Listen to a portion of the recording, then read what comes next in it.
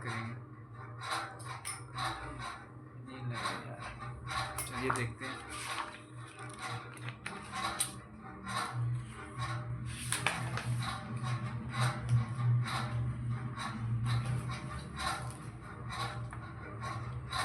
कोशिका, कोशिका को इंग्लिश में हम लोग सेल कहते हैं।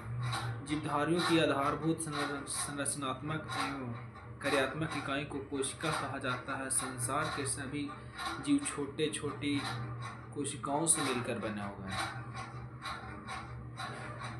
कोशिका के अध्ययन को साइटोलॉजी कहा जाता है। कोशिका के अध्ययन को क्या कहा जाता है? साइटोलॉजी। ये क्वेश्चन आता है, कोशिका को अध्ययन को क्या कहा जाता है? ये तो एक क्वेश्चन हो जाएगा, साइटोलॉजी कहा जाता है। सर्वप्रथम कोशिका की खोज 1665 ईस्वी में रॉबर्ट हुक ने किया था, किंतु इन्होंने मृत कोशिका की खोज की थी। किसमें किया था? कॉर्क ऑफ ए, इसमें इन्होंने कॉर्क में इन्होंने खोजा था। फादर ऑफ साइटोलॉजी इसे कहते हैं। फादर ऑफ साइटोलॉजी किसको कहते हैं? रॉबर्ट हुक को कहते हैं। इसका खोज किस सर्वप्रथम किसने किया था? रॉबर्ट हुक ने किया था कोशिका की। सर्वप्रथम जीवित कोशिका की खोज 1674 में एंटोनी वॉन लीवेनहॉक ने किया था। एंटोनी वॉन लीवेनहॉक ने किया था सर्वप्रथम 1674 ईस्वी में किया था। तालाब के पानी में मुक्त जीवित शैवाल स्पायरोगायरा कोशिकाएं। इन्होंने जीवित कोशिकाओं को नीतिमुक्त कहा और छोटे एनीम्यूक्लियस को अब बैक्टीरिया के रूप में जाना जाता है। इसके बाद जानते हैं कोशिका सिद्धांत किसने दिया। कोशिका सिद्धांत के बारे में वीडियो देखें। अगर आप लोग को वीडियो अच्छा लगे तो चैनल को सब्सक्राइब करें, लाइक करें ताकि और हैं अच्छे वीडियो ला सकें। आज तबीयत काफ़ी ज़्यादा ख़राब है।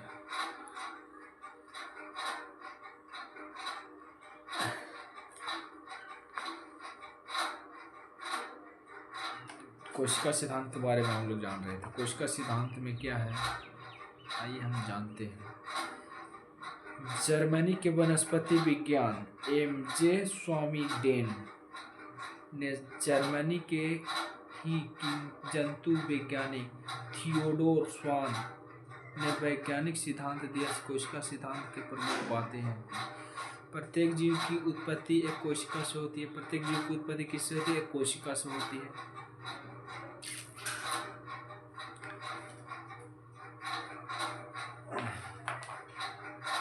प्रत्येक जीव की उत्पत्ति एक कोशिका से होती है। प्रत्येक जीव का शरीर एक या बहुत सी कोशिकाओं से मिलकर बना हुआ है। जो शरीर में कोशिकाओं तो बहुत सी कोशिकाओं से बना होता है। प्रत्येक कोशिका एक स्वाधीन इकाई है, तथापि सभी कोशिकाएं मिलकर कार्य करती हैं, फलस्वरूप एक जीव बनता है। कोशिका की उत्पत्ति की प्रक्रिया में केंद्रक मुख्य कार्यकर्ता को सृष्टि के रूप में भाग लेता है। वायरस कोशिका सिद्धांत का पालन नहीं करता है। कौन? वायरस। यह कोशिका सिद्धांत का पालन नहीं करता है। यह कोई भी कोशिका का सिद्धांत का पालन नहीं करता है।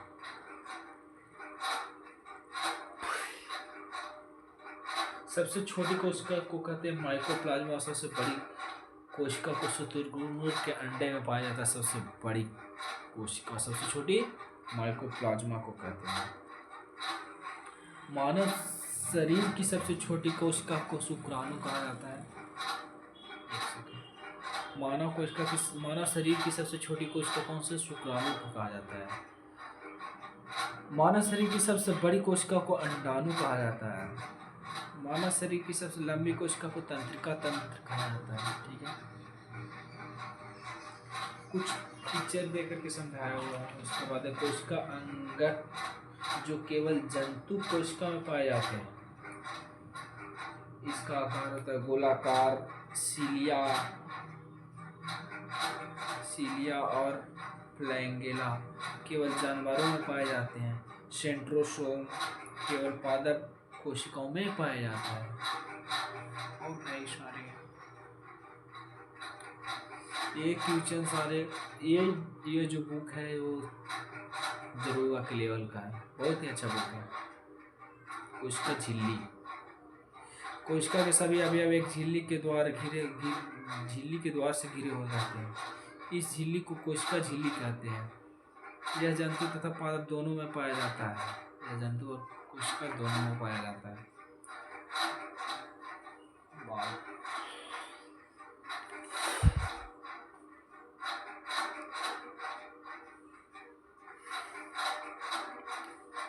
आगे देखते हैं। कोशिका झिल्ली अर्धपारगम्य होती है। इसका मुख्य कार्य कोशिका के अंदर जाने वाले या अंदर से बाहर आने वाले पदार्थों को निर्धारित करना है, मुख्य कार्य इसका है। इसके बाद कोशिका भित्ति के बारे में, सेल वेल के बारे में, सेल वॉल के बारे में पढ़ते हैं। किसके बारे में? Cell wall. यह केवल पादपों में पाया जाता है। कोशिका भित्ति किसमें पाया जाता है? या पादपों में पाया जाता है। यह सेलुलोज की बनी होती है। यह कोशिका को निश्चित आकार एवं आकृति बनाए रखने में सहायक है। यह पेड़ों को कठोरता की प्रदान करता है। यह पेड़ों में जो कठोरता हो पाया जाता है, इसी की वजह से होता है। किसका? कोशिका भित्ति के कारण जो पेड़ होते हैं वो मजबूत है। कोशिका भित्ति मतलब कोशिका में जो पेड़ों में जो कोशिका पाई जाती है वो छाल के अंदर पाया जाता है। अगर बाहर पाया जाता तो उसको बहुत ही तकलीफ है, क्योंकि कोई भी आदमी जैसे पेड़ के पास खड़ा होता है वो पेड़ को ऐसे से मारता रहता है। कोई कभी कुछ नोच लेता है, कभी कुछ नोच लेता है, उससे पेड़ को दिक्कत होती है। इसलिए भगवान ने सारे को नियम अनुसार अच्छे से पैदा किया है, पृथ्वी पर भेजा है। कैसे कैसे सारे लोगों को पादप में सेलुलोज, जीवाणु में पेप्टोग्लाइकन, कवक में काइटिन पाया जाता है। कवक में क्या पाया जाता है? काइटिन पाया जाता है। और यह केंद्रक के बारे में पढ़ते हैं। केंद्रक में को पढ़ने से पहले वीडियो को लाइक करना, सब्सक्राइब करके बेल आइकन के दबा दे, ताकि सबसे पहले आपके पास वीडियो पहुंच सके।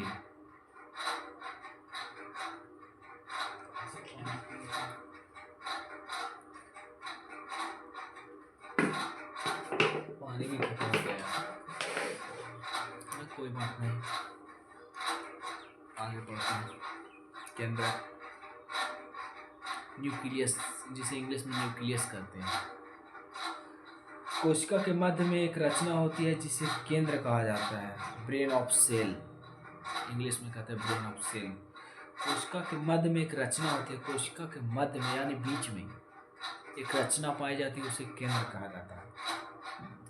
यह पादप कोशिका तथा जंतु कोशिका दोनों में पाया जाता है। यह पादप कोशिका और जंतु कोशिका हम जीव जंतुओं में पाया जाता है, और पादप कोशिका में भी पाया, जैसे पेड़ पौधों में भी पाया जाता है केंद्रक। यह कोशिका का सबसे प्रमुख अंग है, क्योंकि यह कोशिका के प्रबंधक के रूप में कार्य करता है, यानी उसको नियंत्रित करता है। इस कोशिका का दिमाग भी कहते हैं, इससे कोशिका का दिमाग भी कहते हैं। इसकी खोज रॉबर्ट ब्राउन ने 1831 में की थी। जो केंद्रक होता है उसको हम एक तरह से कोशिका का दिमाग बोल सकते हैं, इसका खोपड़ी बोल सकते हैं, जो भी बोल। आगे देखता हूँ क्या है। इसमें डीएनए और आरएनए को गुणसूत्र पाए जाते हैं। इसमें डीएनए और आरएनए का गुणसूत्र पाया जाता है। अंतःप्रदवी जालिका, अंतःप्रदवी जालिका के बारे में हम लोग उल्लेख करेंगे, पढ़ेंगे। यह कोशिका के अंदर आंतरिक सहायता प्रदान करता है। कोशिका के अंदर आंतरिक सहायता प्रदान करता है, ठीक है।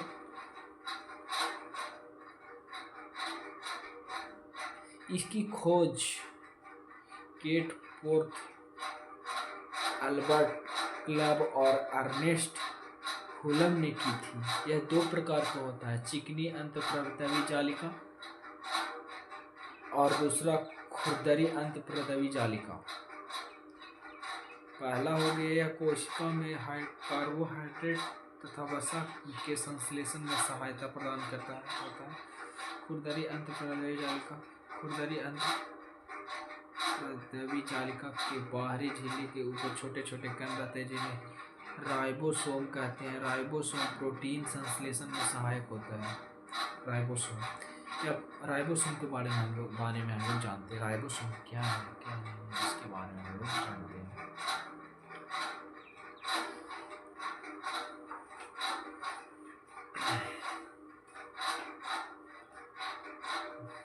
राइबोसोम यह पादप कोशिका एवं जंतु कोशिका दोनों में पाया जाता है। यह पादप कोशिका और जंतु कोशिका दोनों में पाया जाता है राइबोसोम। यह पादप कोशिका, इसकी खोज जॉर्ज ई प्लेंड ने की थी। यह कोशिका का सबसे छोटा अंग है। कौन? राइबोसोम। कोशिका का सबसे छोटा अंग राइबोसोम, याद रखना। कोशिका का सबसे छोटा अंग राइबोसोम को कहा जाता है। यह राइबोन्यूक्लिक एसिड नामक अंग व प्रोटीन की बनी होती है। इसे प्रोटीन की फैक्ट्री भी कहा जाता है। इसे प्रोटीन के ऐसे क्वेश्चन पूछ लेता है कोई भी एग्जाम हो गया, प्रोटीन का फैक्ट्री किसे कहा जाता है? राइबोसोम को। लोग सीधे ही जवाब दे सकते हैं। इसके बाद देखते हैं, यह राइबोन्यूक्लिक एसिड नामक अम्ल व प्रोटीन की बनी होती है। समझे? किसकी बनी होती है? राइबोन्यूक्लिक एसिड की बनी होती है, नामक अम्ल व प्रोटीन की बनी होती है। इसे प्रोटीन की फैक्ट्री भी कहा जाता है। प्रोटीन की फैक्ट्री किसे कहा जाता है? राइबोसोम को कहा जाता है। इसका मुख्य कार्य प्रोटीन का संश्लेषण करना होता है। इसका मुख्य कार्य क्या? प्रोटीन का संश्लेषण करना।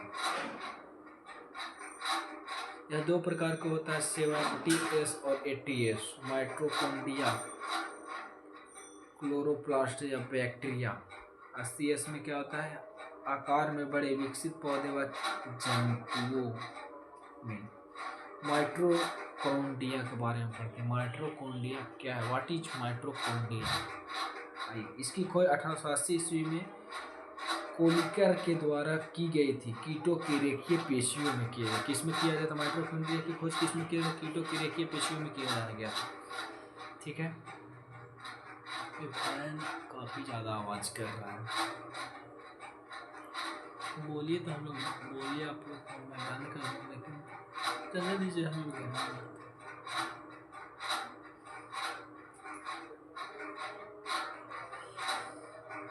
1890 में अल्टमैन में कोशिका की इसकी उपस्थिति में बताया और उन्होंने इसका नाम दिया बाइलोब्लास्ट रखा। 1898 में सी बेंडा ने इसका नाम माइटोकॉन्ड्रिया रखा। तीसरा, यह कोशिका द्रव में पाई जाने वाली गोलाकार अथवा सूत्राकार रचनाएं होती है। माइटोकॉन्ड्रिया दोहरी झिल्ली से घिरी होती है तथा इन उभरों को क्रेस्टिक कहते हैं। क्या कहते हैं? क्रेस्टिक कहते हैं। और देखते हैं क्या है अगला पेज।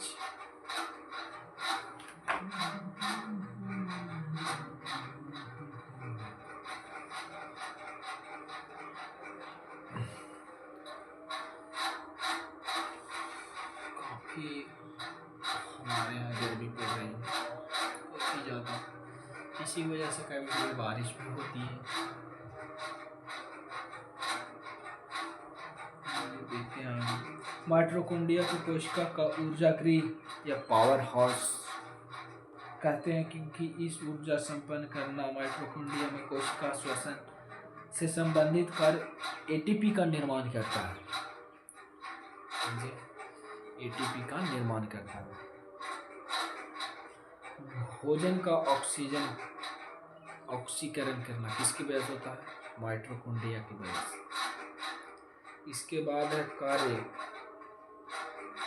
इसका कार्य क्या है? कोशिका के भीतर श्वसन व एटीपी का निर्माण करना। और भी कई सारे इसका काम है। पढ़ते हैं हम लोग लाइसोसोम के बारे में पढ़ते हैं। Lysosome, what is lysosome? Lysosome की खोज क्रिस्टियन डी डुवे ने की थी। क्रिस्टियन डी डुवे ने की थी। क्रिस्टियन डी डुवे ने की थी। यह कोशिका के अंदर पाचन का कार्य करता है। लाइसोसोम कोशिका के अंदर पाचन का काम करता है। ठीक है।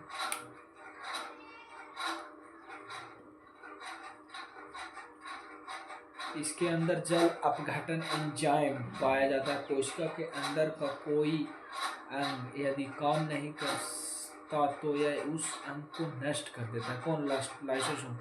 अगर कोई भी काम कोशिका के अंदर कार्य नहीं कर पा रहा है तो उसको नष्ट करने का काम किसका है? लाइसोसोम का है। ठीक है। नष्ट कर देता है। जब पूरी कोशिका कार्य नहीं करती तो यह फट जाती है, जिससे पूरी कोशिका नष्ट हो जाती है। इसीलिए इसे आत्महत्या की थैली भी कहा जाता है। यह क्वेश्चन भी आई है।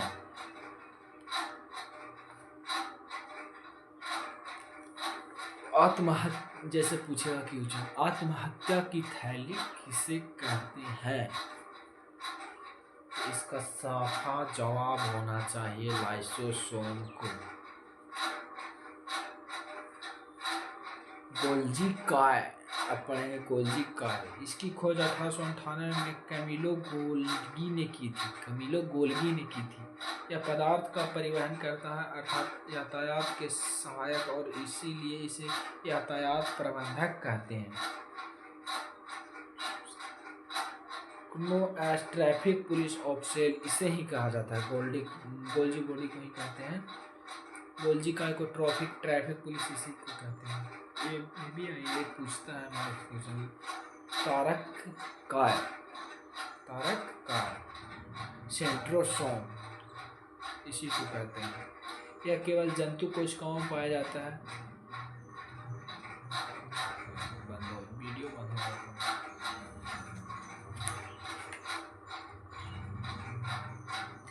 यह केवल जंतु कोशिकाओं यह केवल किसमें? जंतु में पाया जाता है। जंतु कोशिकाओं में पाया जाता है।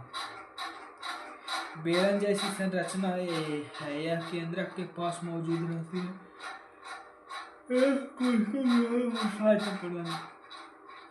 यह केंद्रक के पास मौजूद होती है। कौन सा? गोल्जी बॉडी केंद्रक के पास। गोल्जी बॉडी है इंग्लिश शब्द है, और गोल्जी का है वो हिंदी शब्द है। तो किसके पास रहती है मौजूद? केंद्रक के पास मौजूद रहती है। कोशिका विभाजन में काफी ज्यादा सहायता प्रदान करता है। रसधनी यह निर्जीव रचना है। रसधनी एक निर्जीव रचना है। इसमें तरल पदार्थ भरा होता है जो कि एक झिल्ली से घिरा हुआ होता है। ठीक है।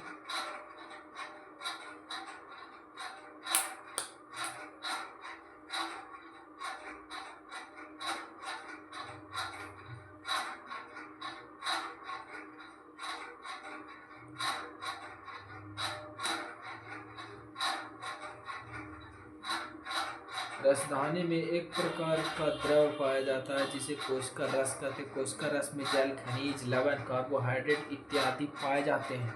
रसधानी जंतुओं में छोटे होती है तथा पादपों में बड़ी होती है। समझे? उसके बाद पढ़ते हैं लवक के बारे में। हम लोग हाल थोड़ा फास्ट करके इस टॉपिक को खत्म करते हैं। ठीक है। यह केवल पादप कोशिकाओं में पाया जाता है। यह 3 प्रकार का होता है। हरित लवक, अच्छे से सुनिए, हरित लवक, अवर्णित लवक, वर्णित लवक। पहला हम लोग देखते हैं हरित लवक। क्लोरोप्लास्ट। यह भोजन का निर्माण करता है। यह पत्ती तथा तनों में पाया जाता है। हरित लवक किस्म पर यह भोजन का निर्माण करता है, पत्ती तथा तनों में पाया जाता है। इसके अंदर एक हरे रंग का पर्णहरित पाया जाता है। इसी की सहायता से पौधे प्रकाश संश्लेषण करते हैं। हरित लवक को पादप कोशिका की रसोई कहते हैं। समझे? उसके बाद अवर्णित लवक के बारे में हम लोग पढ़ते हैं। अवर्णित लवक, व्हाट इज अवर्णित लवक?